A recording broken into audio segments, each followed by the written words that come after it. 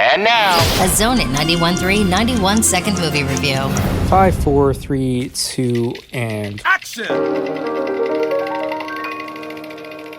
The Matrix trilogy are films that without a doubt helped shape my appreciation for cinema and storytelling, so I was pretty excited to dive back in when it was announced that a fourth movie was being made. There are a lot of things to like about The Matrix Resurrections, including the action and performances. Keanu Reeves and Carrie-Anne play their characters slightly different from before, but they managed to keep their magnetism from the previous films. And franchise newcomers Jessica Henwick, Yahya Abdul-Mateen, and Jonathan Groff were hands down my favorite additions to this fourth installment. That being said, with the good came a lot of not great. The updated look of the new Matrix was interesting. I mean, I like how the technology was upgraded and that there were no landline phones, so getting in and out of the construct was slightly tweaked. And the use of portals made for a fun visual ride. But overall, the world of the new Matrix was slightly less relatable than the world set up in the first film. I did appreciate elements in the foreground that were somewhat of a commentary of our reality. I agree, people are glued to their screens and devices, that's very now, but the film seemed to go a little over the top with elements in the background that were there to remind you that you're surrounded by little green lines of code and that what you're looking at is not the real world. I think this lack of subtlety was a storytelling crutch that was present throughout the film, with the distracting meta references and self-awareness, quick cuts to footage from the original trilogy, and a second act exposition dump from the main antagonist. Resurrections felt like an Easter egg hunt set up for older kids where the eggs were scattered in plain sight on the field with very little effort to hide them. In the end, I had fun with the movie, but if you were to ask me whether I would choose to see a fifth or sixth film, I would tell you that choice is an illusion. Cut! That's a wrap!